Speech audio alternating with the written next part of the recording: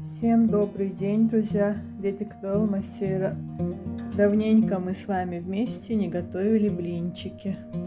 Вот решила сегодня в воскресенье приготовить, а вечером на ифтар можно будет покушать.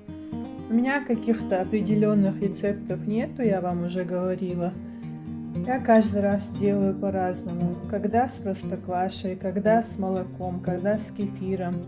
Иногда на сыворотке делаю. Каждый раз по-разному. Сегодня, как я буду готовить, я вам покажу. 3 яйца, сахар, соль немножко. Яйца не домашние, просто их надо использовать. Чуть-чуть добавлю подсолнечное масло. Это домашнее тоже вкусное, но его я использую для салатов. Вчера винегрет делала. И вот такое вкусное молоко. У меня была домашняя простокваша, но идти на ту кухню мне не хотелось. Ну давайте начнем. Сначала я обычно взбиваю яйца с сахаром. Несмотря на то, что они не домашние, желток очень яркий. Пока добавила 3 столовые ложки сахара и щепотку соли. Сейчас все это буду взбивать, потом потихоньку добавлять остальное.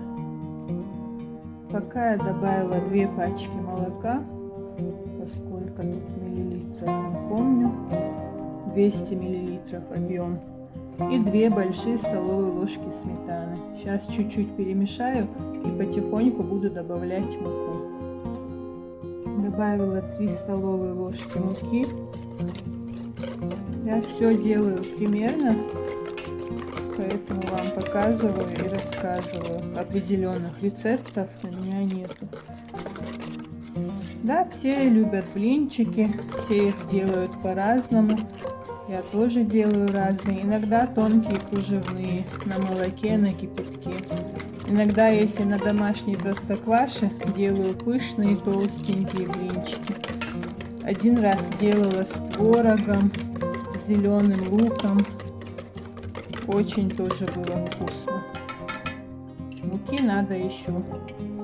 Добавила чайную ложку соды, сейчас погашу ее уксусом.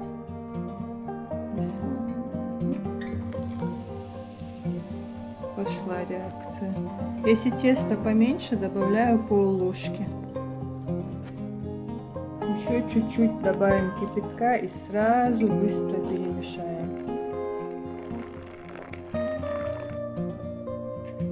Смотрите, друзья, сейчас тесто все в пузыречках, но немножко жидковатое, мне кажется. Я добавлю еще чуть-чуть муки. Всего было, по-моему, 7 столовых ложек. Ну, еще 2-3 ложки добавлю. И сразу добавлю растительного масла. Все примерно. Еще чуть-чуть сахара добавила и муки. Это я уже один раз добавляла, это уже второй раз. Я вообще люблю очень сладкие блинчики. Но так как маме нельзя, стараюсь добавлять поменьше. Все, наше тесто готово. Видите, какая консистенция, как у жидкой сметаны. Сейчас минут 15-20 постоит, тесто отдохнет. Я за это время уберу лишнюю посуду, помою. Все остальное уберу в шкаф, в холодильник и буду выпекать блинчики. Если что-то мне не понравится, я всегда могу добавить муки или что-то еще. Смотрю всегда по ходу дела. Выпекать я люблю обязательно на чугунной сковороде, на старой советской сковородке. Первый раз чуть-чуть масла добавляю, капельку, а потом уже они и так выпекаются. Что сегодня получится, правда, не знаю еще. Я же обычно делаю в чашке поменьше. Но вчера не знала, что маме приготовить на ифтар. Тетя уехала, а она не любит кушать вообще сама. Приготовила чуть-чуть овощной тортик и чуть-чуть винегрет. В общем, эти чашки заняты. Ну ничего, сегодня зато блинчиков будет побольше. Угощу всех. Все, первый блинчик пошел. Он будет немножко жирненький. Ну, дальше все будет нормально. Если он не прилипнет, я вам покажу.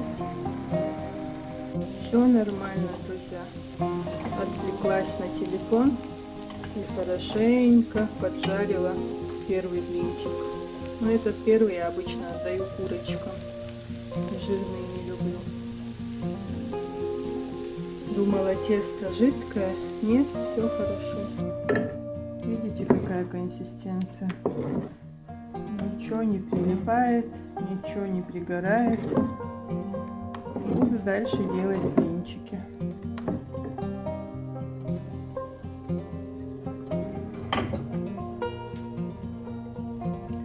Сегодня мне готовить ничего не надо на ифтар. Остался вчерашний бульон с мясом, остался винегрет, остался овощной тортик.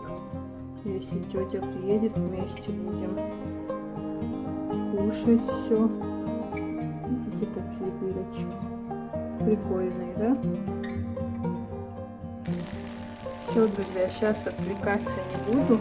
Сейчас дожарю, допеку все блинчики. В конце несколько штук для себя сожгу. Я люблю прям, когда хрустящие края пережаренные блинчики. В самом конце. И потом выйду с вами на связь. Всем хорошего дня, отличного настроения. У меня с утра были неадекватные комментаторы, которых я отправила в влог. Снимала прогулку по городу Грозному. Как только видео попадает в рекомендации, сразу начинаются неадекватные комментарии.